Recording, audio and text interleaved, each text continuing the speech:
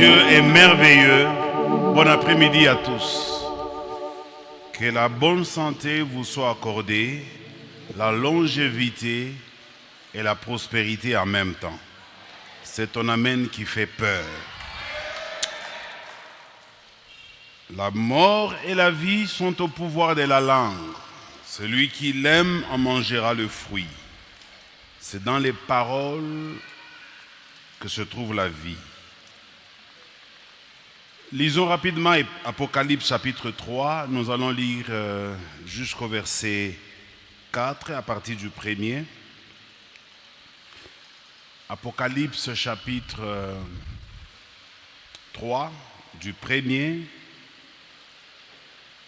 jusqu'au verset 4. Je vais lire rapidement la parole de Dieu. Écrit à l'ange de l'église de Sardes. Voici ce que dit celui qui a les 7 esprits de Dieu et les 7 étoiles. Je connais tes œuvres. Je sais que tu passes pour être vivant et tu es mort. Sois vigilant et affermis le reste qui est près de mourir, car je n'ai pas trouvé tes œuvres parfaites devant mon Dieu. Rappelle-toi donc comment tu as reçu et entendu, et garde et répands-toi. Si tu ne veilles pas, je viendrai comme un voleur, et tu ne sauras pas à quelle heure je viendrai sur toi. Cependant, tu as à Sardes quelques hommes qui n'ont pas souillé leurs vêtements. Ils marcheront avec moi en vêtements blancs, parce qu'ils en sont dignes. Parole du Seigneur dans le nom de Jésus-Christ. Donc vous connaissez bien que l'Apocalypse, c'est celui qui a écrit ça, c'est l'apôtre Jean. L'apôtre Jean a écrit ce passage de la Bible sous révélation. Cette révélation lui a été donnée par le Seigneur lui-même. Dans cette révélation, il y a beaucoup d'aspects, mais il y a un aspect qui nous intéresse maintenant. Et cet aspect nous parle des messages que l'Esprit de Dieu a communiqué à Jean au sujet des églises. C'était les églises qui étaient dans les alentours, dans l'Asie mineure. C'est à ces églises-là que Jean avait écrit, parmi lesquelles il y a l'église de Smyrne, de Laodicée, de Sardes, ce que nous venons de lire, de Philadelphie et consorts, même d'Éphèse. Alors, il y en avait 7 au total. Chacune des églises avait reçu une lettre particulière de la part de l'apôtre Jean, comme étant un message en provenance de Dieu. Mais quant à ce qui concerne l'église de Sardes, c'est le message que nous venons de lire. C'était une église qui était vraiment une église qui marchait avec le Seigneur. C'était une église qui n'avait pas abandonné le Seigneur, malgré les tribulations, les difficultés de l'époque. Cette église, elle est restée fidèle. C'est comme ça que la parole commence par « Je connais tes œuvres ». Mais cette église avait des sérieux problèmes parce que elle traversait un moment sombre, un moment de ténèbres. Alors, un message leur fut envoyé. Et la deuxième parole que je vois dans ce message, on dit à cette église, sois vigilant. Sois vigilant. Affermis le reste qui est près de mourir. C'est comme ça que j'ai intitulé mon message de ce soir. Affermis le reste qui est prêt de mourir. Quelqu'un me donne un bon amen. Et il insiste en lui disant, rappelle-toi donc comment tu as reçu et entendu, et garde et répands-toi. Si tu ne veilles pas, je viendrai comme un voleur. Bien-aimé dans le Seigneur, affermis le reste qui est prêt de mourir. D'emblée, ce que j'essaie de comprendre quand je réfléchis sur cette église, je comprends que il y avait beaucoup qui étaient déjà morts. Et la mort dont on parle ici, ce n'était pas la mort physique. Parce que c'est dans les débuts où il dit, dans le verset 1er, je sais que tu passes pour être vivant et tu es mort. C'est-à-dire que la personne à laquelle on s'adresse se fait passer pour être vivant, alors qu'en réalité, elle est déjà morte. C'est-à-dire qu'il y a des gens, quoique vivants, sont morts. Des gens qui, parmi nous, peuvent être dans l'église, quoique vivants, mais ils sont déjà morts.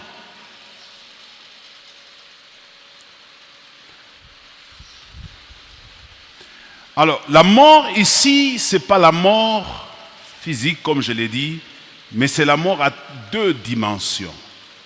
La première dimension, c'est la dimension spirituelle. La mort spirituelle. Qu'est-ce que c'est que la mort spirituelle? La mort spirituelle, c'est toute cessation de contact avec sa source. Toute interruption de contact avec son énergie motrice. Quand Dieu a créé les poissons, il a dit que la mer produise les poissons. Quand il a créé les animaux de champ, il a dit que la terre produise les animaux de champ. C'est-à-dire que les poissons ont été produits par la mer, les animaux de champ ont été produits par le sol, mais quand il veut créer l'homme, il ne donne pas l'ordre ni à la mer, ni au sol, encore moins au vent. Il se parle à lui-même en disant, créons l'homme à notre image, à notre ressemblance, afin qu'il domine. Et c'est ça, cet homme-là, créé à l'image de Dieu, à la ressemblance de Dieu, ne peut pas vivre s'il est détaché de Dieu. Parce que le poisson qui a été créé par l'eau, si vous le détachez de l'eau, il mourra.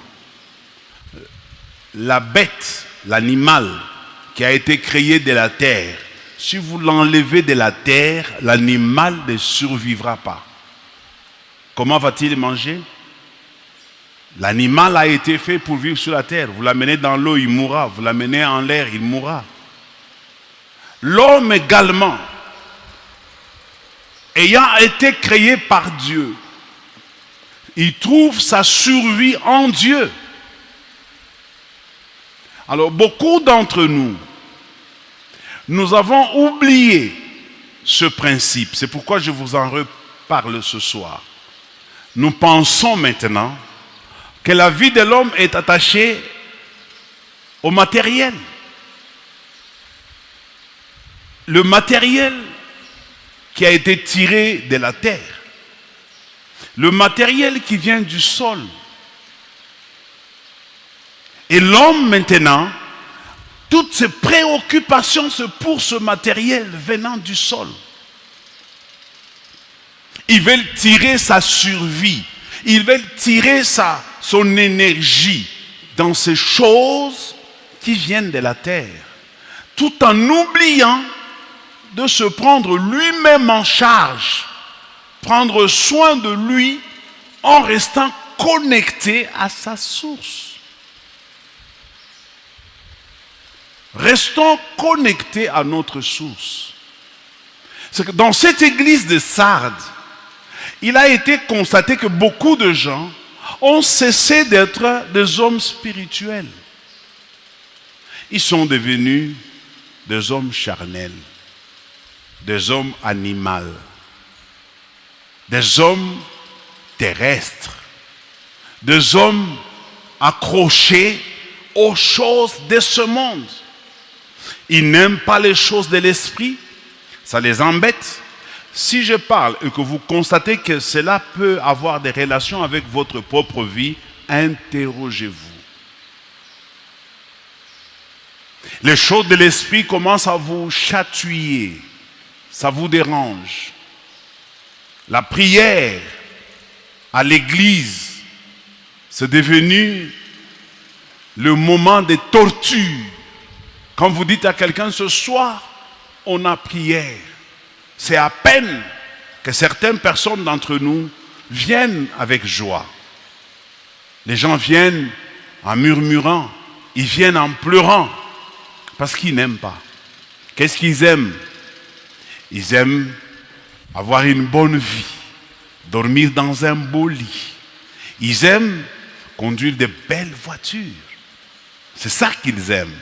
Ils aiment avoir un compte en banque qui respire. Ils aiment faire de longs voyages. Avoir un entourage florissant. Des gens autour de soi qui vous glorifient, qui vous déifient. Voilà ce que les hommes aiment.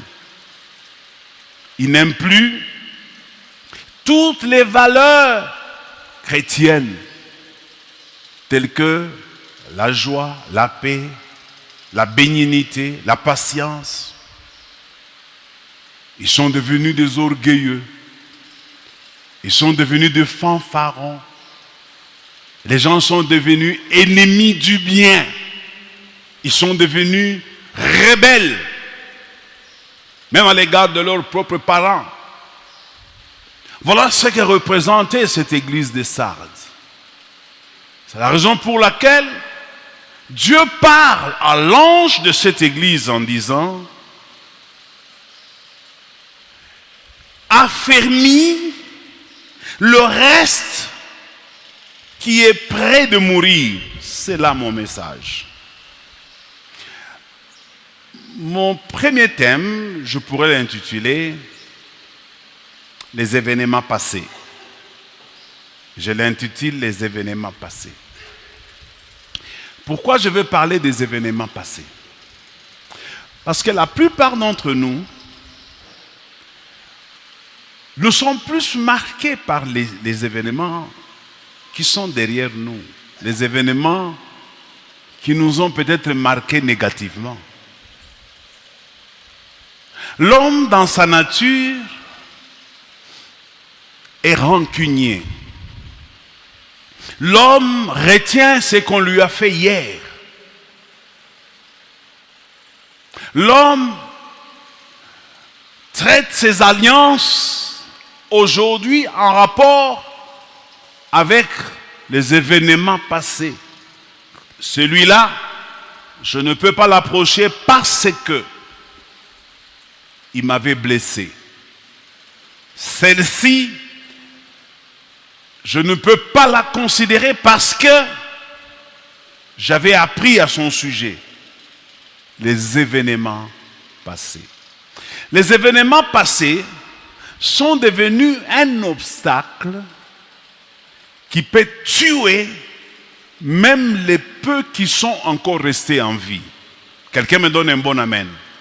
Parce que c'est ça qui a tué ceux qui sont morts spirituellement, c'est qu'ils se sont détachés de Dieu.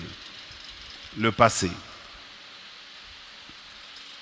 Le passé peut amener des chrétiens à demeurer dans la spéculation, de ce qu'ils connaissent et ils n'ont pas le désir d'aller chercher ce qui est dans l'au-delà, ce qui est inconnu. Parce qu'un homme spirituel est caractérisé par 3 choses. Peut-être que je ne vous dirai pas toutes les 3. Un homme charnel, détaché de Dieu, est caractérisé également par 3 choses. Un homme spirituel, lui, il ne traite pas sa vie en fonction de ce qui est derrière lui. Ce qui est derrière lui est déjà passé. Un homme spirituel regarde ce qui est devant lui.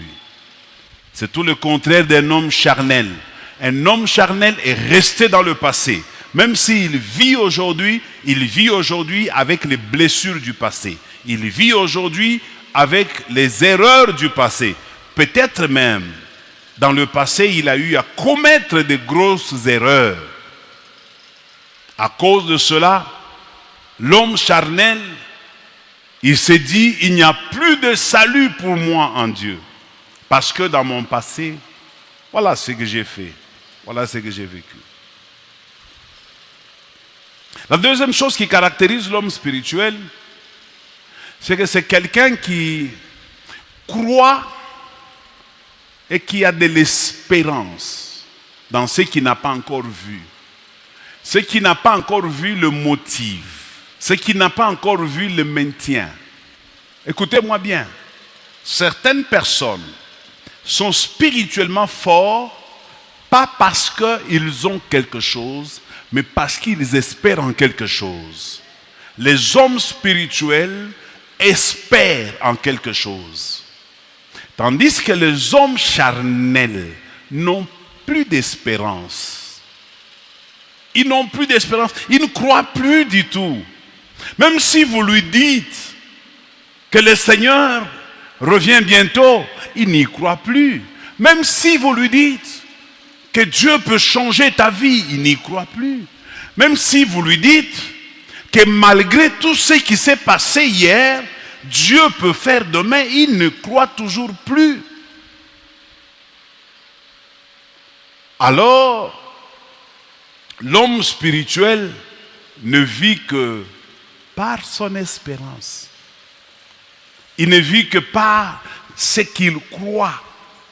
Même si cela peut être fou, même si cela peut être compliqué, l'homme spirituel vit de ça. Il vit à cause de l'espérance. Il vit à cause de ce qu'il croit, même s'il ne l'a pas encore vu, même s'il ne voit aucun signe tout autour qui montre qu'il aura ça. Mais il a foi, il espère. C'est comme ça qu'on dit espérant contre toute espérance. Voilà l'homme spirituel. Le charnel, lui, est dans les erreurs du passé, dans les événements passés, dans les blessures du passé, dans les paroles du passé, dans les déceptions du passé, puisqu'il a échoué une fois, puisqu'il voulait bien faire, puisqu'il croyait à cette époque et que ça n'avait pas donné de résultats, il a renoncé à cause des événements passés. Il a renoncé à cause de ses échecs d'hier. Les charnels renoncent. Le charnel n'a pas d'espérance, mais le spirituel a de l'espérance. Alors ici, quand Dieu parle à l'ange de l'église de Sardes, autrement dit, quand il parle au pasteur de l'église de Sardes, il lui dit ceci: il y a beaucoup de gens dans cette église qui se passent pour être vivants alors qu'ils sont déjà morts. Pourquoi sont-ils morts? Ils sont morts, 1, parce qu'ils sont détachés de leur Dieu. 2, parce qu'ils n'ont plus d'espérance. Ils n'ont plus d'espérance. Leurs yeux sont tournés dans les échecs du passé. Ils ont été enterrés, quoique vivants, ils ont déjà été enterrés par ce qui s'était passé dans le passé. Tandis qu'il y en a encore un tout petit peu, un petit nombre qui continuent à croire dans l'espérance. Alors il dit, affermis ce petit nombre qui continue à croire. Quelqu'un me donne un bon amen. L'erreur de beaucoup de gens, ils veulent poursuivre ce qu'ils ont déjà perdu. Beaucoup de gens. Vous allez trouver, je vous donne un exemple pour que vous compreniez bien. Quelqu'un qui était par exemple agent ou travailleur dans une société. La société avait pris une décision pour le mettre à la porte, pour le remercier. Ça fait maintenant 5 ans, 10 ans.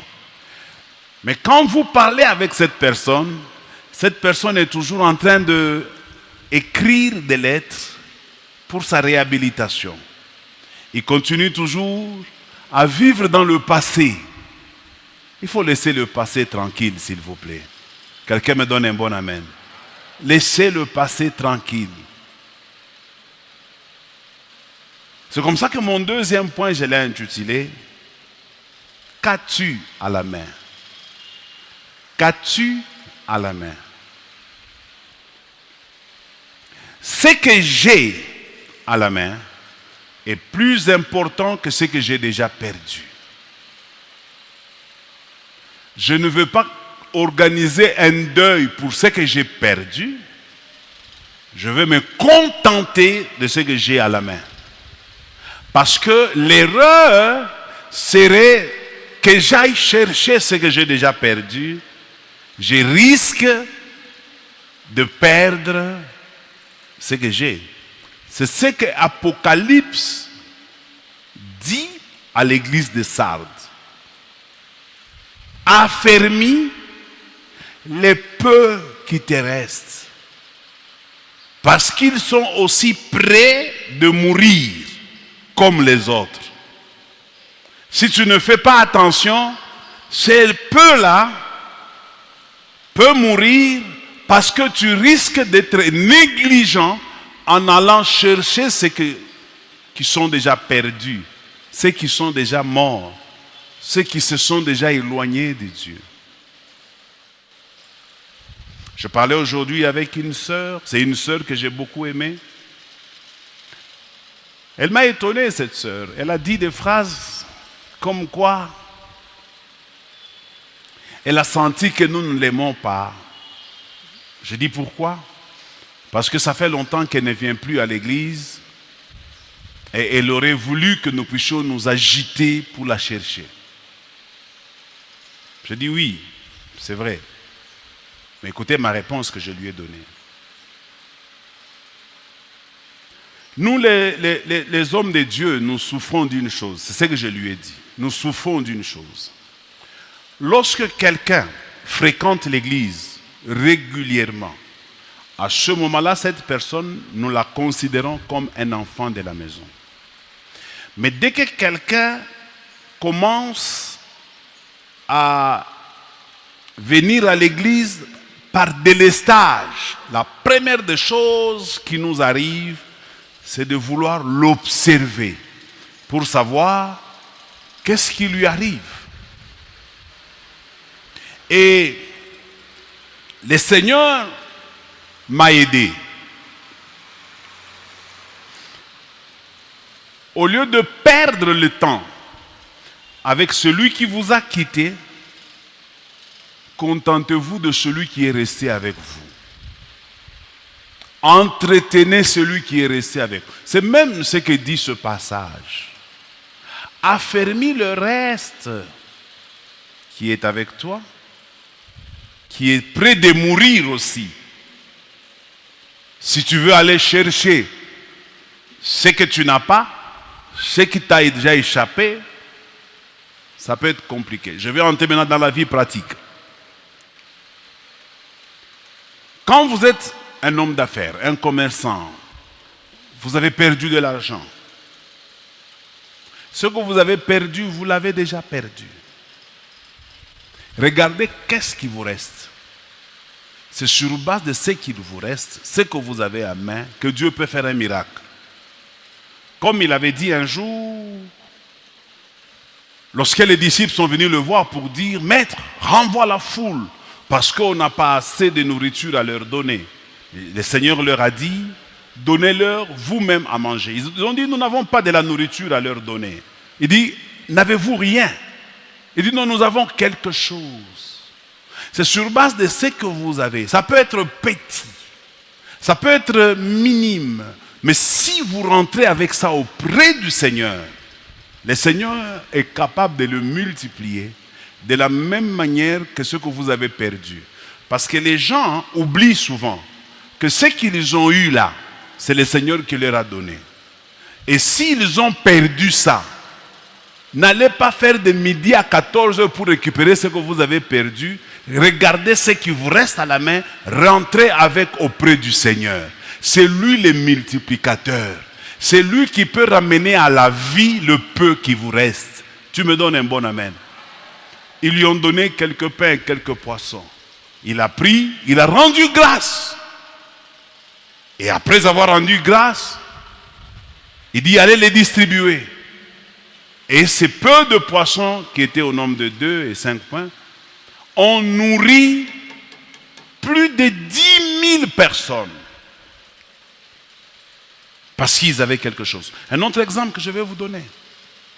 Un jour, l'homme de Dieu, Élie, arrive chez une veuve. Le Seigneur l'envoie vers cette veuve. Il dit à la veuve, est-ce que tu peux me donner un peu d'eau à boire? La veuve lui donne de l'eau. Est-ce que tu ne peux pas me faire un petit quelque chose à manger? J'ai faim. La veuve dit, je n'ai rien à la maison. Je n'ai qu'un peu de farine et un peu d'huile. Je suis venu ramasser les morceaux de bois pour aller préparer un gâteau que nous allons manger moi et mon fils. Après quoi nous allons mourir. Élie lui dit, donne-moi, fais ce que tu as dit, mais donne-moi d'abord. C'est sur base de ce que tu as que Dieu peut faire un miracle. Et non pas de ce que tu as perdu. Cette femme, je présume qu'elle avait un sac de farine et un bidon d'huile. Mais elle a perdu tout ça. Et il était resté juste une poignée d'huile et une poignée de farine.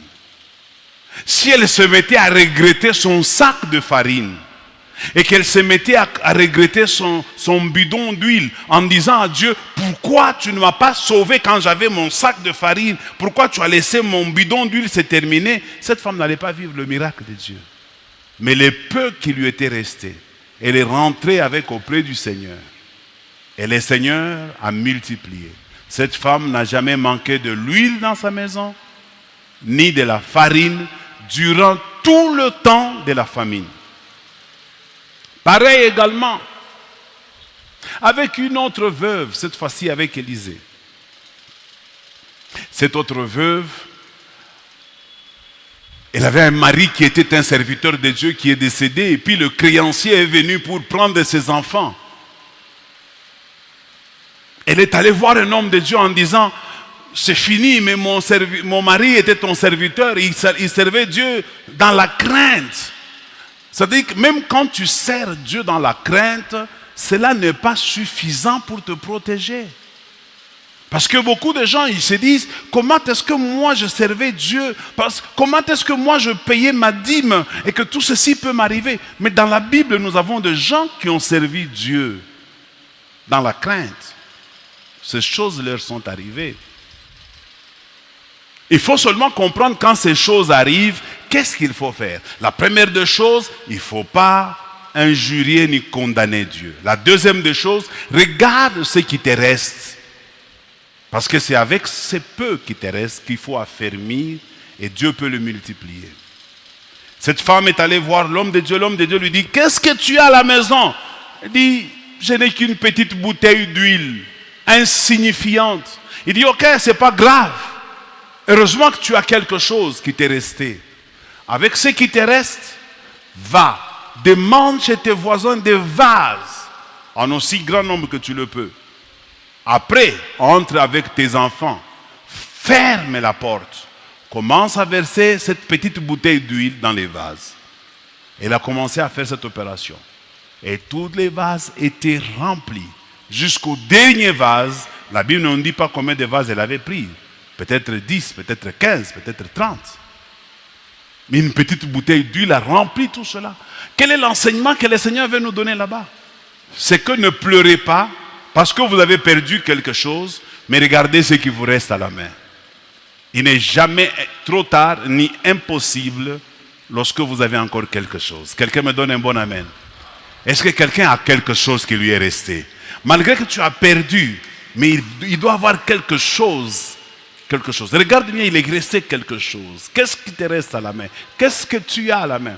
Un jour, Dieu apparaît à Moïse dans le buisson pour aller délivrer les enfants d'Israël. Moïse pose la question de savoir, mais si les enfants d'Israël ne me croient pas, non, dis-leur seulement que c'est Jésus qui m'a envoyé. Il dit, mais malgré ça, s'ils n'acceptent pas de me suivre, Dieu lui dit, qu'est-ce que tu as à la main? Qu'est-ce que tu as à la main? J'ai un bâton. Il dit, jette-le par terre. Et dès qu'il a jeté le bâton par terre, c'est devenu un serpent. Il dit, tiens-le par la queue. C'est devenu un bâton. Il dit, va. Il est parti avec ce qui lui était resté. C'est tout ce qu'il avait. C'était ça sa richesse. Il n'avait rien d'autre. Moïse, chez son beau-père, il a fui l'Égypte en catastrophe. Il n'avait rien, à part ce bâton. Et c'est avec ce bâton qu'il a fait les 10 miracles en Égypte et qui ont fait qu'on puisse libérer les enfants d'Israël. C'est avec toujours ce bâton-là qu'il a fendu la mer Rouge en deux. C'est avec ce bâton qu'il a donné à boire aux enfants d'Israël pendant 40 ans dans le désert. Avec ce bâton-là, Moïse était capable de faire des miracles. En fait, le miracle, ce n'était pas le bâton. Le miracle, c'est celui auprès de qui il est allé se confier. Quand tu es dépassé, quand tout devient compliqué, quel est ton dernier recours? Quel est ton dernier secours? Auprès de qui vas-tu pleurer avec le peu qui te reste? Auprès de qui? Auprès de qui?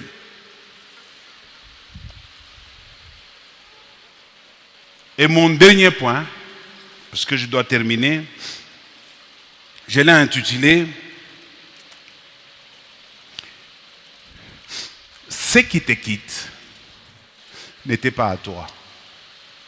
Ce qui te reste, c'est ce qui t'appartient. » Tout ce qui nous quitte, tout ce qui nous quitte ne nous appartenait pas. Si tu perds quelque chose, c'est que cette chose-là ne t'appartenait pas. Ce qui t'appartient, c'est ce qui reste avec toi. Un jour, le Seigneur Jésus, parlant avec les disciples, il leur dit, « Aujourd'hui, vous êtes venus parce que hier, je vous ai donné les pains et vous avez mangé. Aujourd'hui, il n'y a pas de miracle de pain. Vous allez manger ma chair. Car ma chair est un repas, c'est une nourriture. Celui qui la mange sera toujours en vie, quoi qu'il mourra.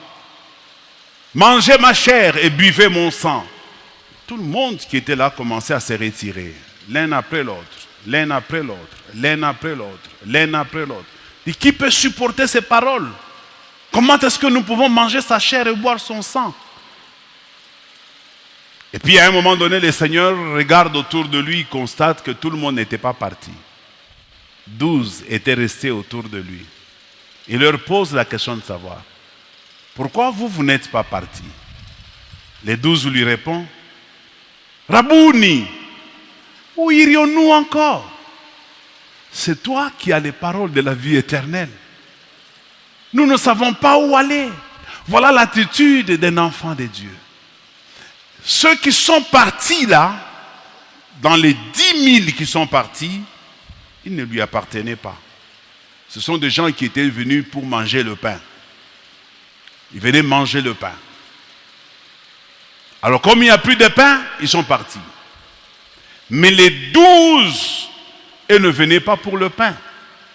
Tu as besoin dans la vie de connaître parmi les personnes qui sont autour de toi, qui vient pour le pain et qui vient parce qu'il sait que tu es une bénédiction pour lui.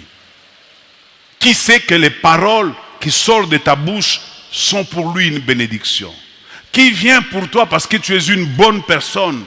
qui vient pour toi parce qu'il t'aime, non pas pour ce que tu peux lui donner, mais pour ce que tu es réellement.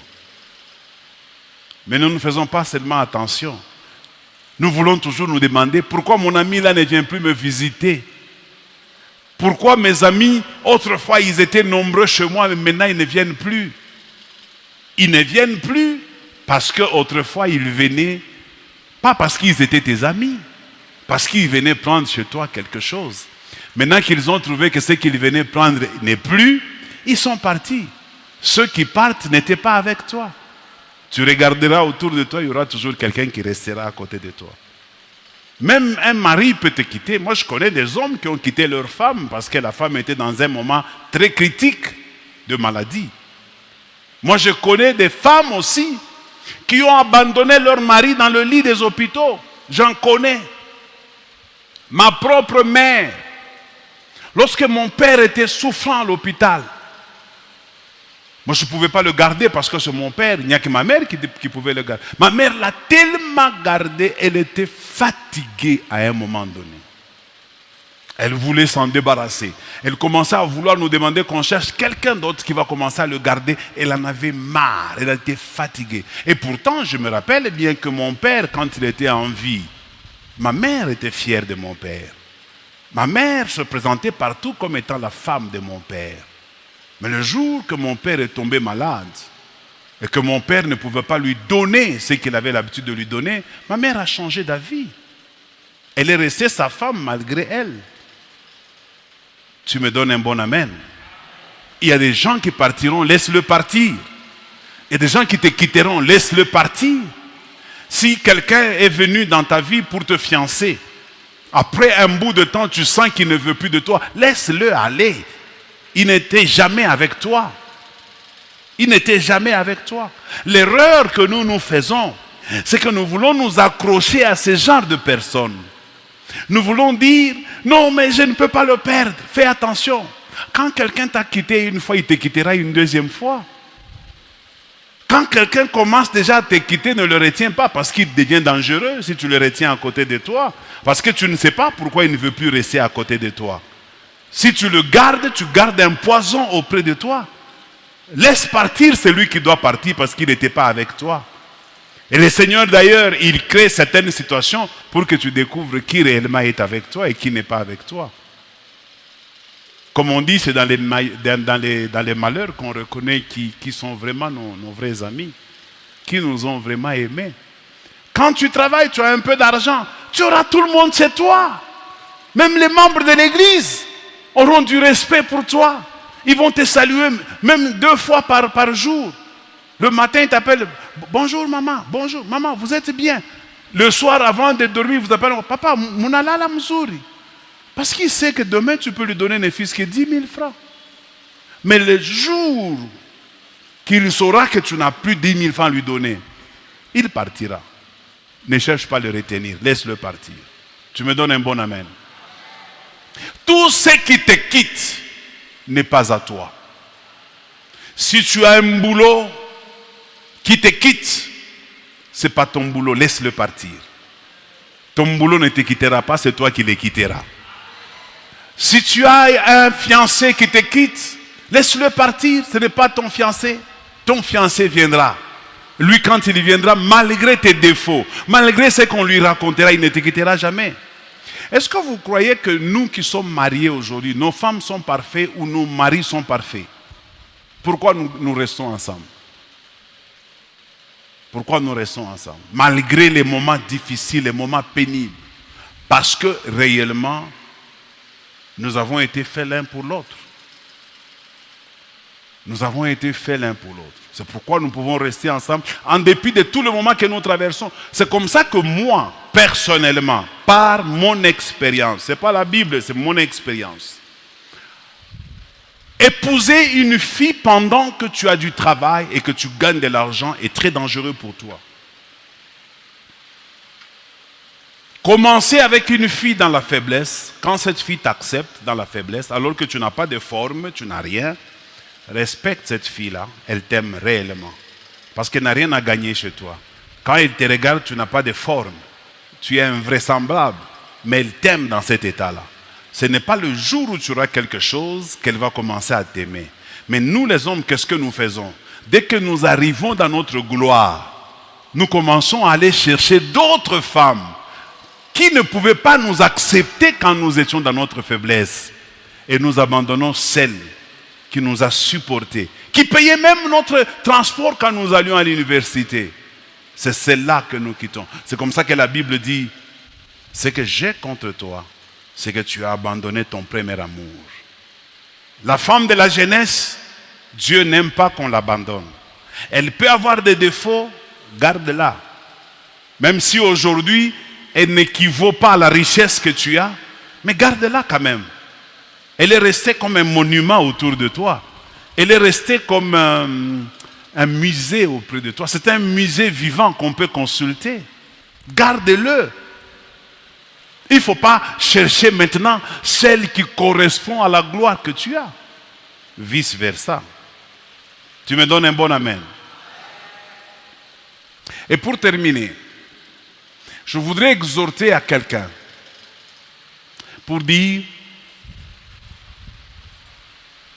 ne cherche jamais à gagner ou à obtenir ce que Dieu ne t'a pas donné. Jamais. J'ai dit, ne cherche jamais à gagner ou à retenir ce que Dieu ne t'a pas donné. Un homme ne peut recevoir que ce qui lui a été donné du ciel. Ne te crée pas midi à 14 heures. Écoutez la prière de Jésus lorsqu'il veut monter au ciel.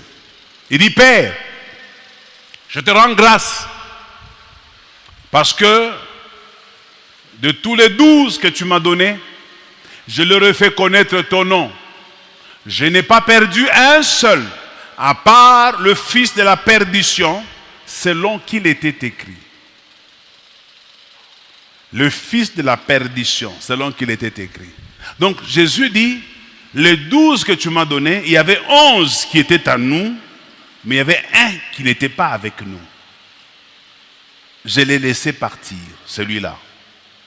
Et le jour de la Sainte Seine, la veille de... Je crois, non. Avant cet événement-là, Jésus est à table avec tous les disciples. Il dit, l'un d'entre vous est un démon. C'est lui qui va me livrer. Pierre se lève et dit, Seigneur, je ne t'abandonnerai jamais. Est-ce que c'est moi? Tu veux parler de moi? Jésus dit non. C'est celui qui va tremper avec moi dans la soupe. Celui qui me livrera. Malgré cela, Judas était là. Il a entendu. Mais il a trempé. Il a mangé. Tout le monde l'a vu sauf lui-même. Et puis Jésus dit, va, fais ce que tu dois faire et fais le bien. C'est-à-dire, il fallait qu'il parte. Parce que lui ne faisait pas partie du nombre. Qui me donne un bon amen? Si vous voulez garder Judas, après avoir tué Jésus, s'il réalise que ce n'est pas lui qui a remplacé Jésus, et que c'est Pierre, Pierre est en danger. Donc, Pierre est le prochain qui sera vendu. Il faut laisser partir Judas. Quelqu'un me donne un bon amen? Travaille sur ce qui reste. Travaille le peu qui te reste. Même dans l'église, je suis en train de terminer. Vous êtes dans un département, vous avez une responsabilité, vous travaillez avec des gens, vous constatez que les autres ne vous acceptent pas, ils vous combattent, ils ne vous obéissent pas. Et pourtant, si l'autorité que vous avez vient de moi, c'est-à-dire celui qui vous rejette, il me rejette. Et celui qui me rejette, rejette celui qui m'a établi. Par conséquent, ne perds pas ton temps avec lui. Laisse-le te rejeter. Parce que ce qui est important, c'est quoi? Ce n'est pas d'avoir tout le monde autour de toi.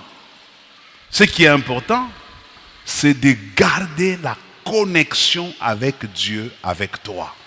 Si tu as la connexion de Dieu avec toi, même si tout le monde te quitte, avec toi seul, Dieu fera des choses que tout le monde, là où ils sont partis, ne feront pas. Tu me donnes un bon amen.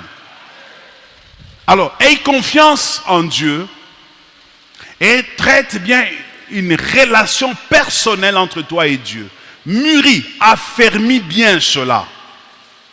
S'il y a une personne, 2 personnes, 3 personnes qui s'associent auprès de toi sincèrement, qui t'aiment sans intérêt, ce sont ces personnes-là que tu dois affermir autour de toi, parce que c'est avec ces personnes-là que Dieu va t'élever dans ce que Dieu t'a confié. Ne te fais pas entourer de Judas. Tu n'es pas Jésus pour supporter Judas. Il y a des gens, sur 15 personnes, il n'y a que 2 personnes qui sont vraiment dans la volonté de Dieu autour de lui. 13 sont tous des Judas. Jésus n'avait qu'un seul Judas, il s'est retrouvé à la croix. Et si toi tu gardes 12 Judas, tu finiras où? Laisse partir les Judas, c'est normal, c'est biblique. Jésus a dit, je n'ai perdu aucun d'eux, sauf lui. Parce que lui devait partir, selon ce qui était écrit. J'ai beaucoup de choses à dire, mais le temps me fait défaut. Alors, je voudrais que nous puissions comprendre une chose avant de donner mon dernier thème.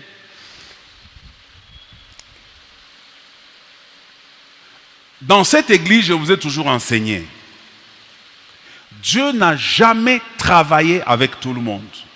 Je vais entendre ton amen.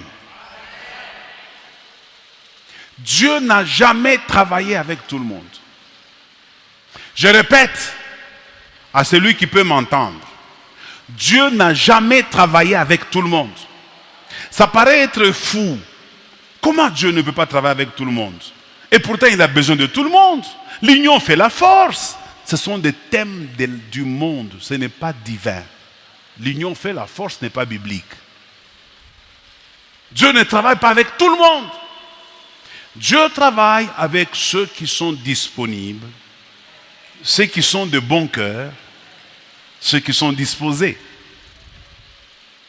Même si c'est lui qui est le plus bulldozer de vous tous, si lui n'est pas là, et que le plus faible de vous tous, c'est celui qui est là, Dieu, dans sa souveraineté, il va laisser les bulldozers chez lui à la maison tranquillement. Il viendra prendre le faible de tous, il va le rendre bulldozer. Et ce que le faible fera, même le bulldozer sera dans l'étonnement. Ça, c'est le Dieu que je sers. Alors n'ayez pas d'inquiétude en se disant, il m'a quitté, il m'a abandonné. Regarde ce qui te reste. Que Dieu vous bénisse. On peut acclamer le Seigneur.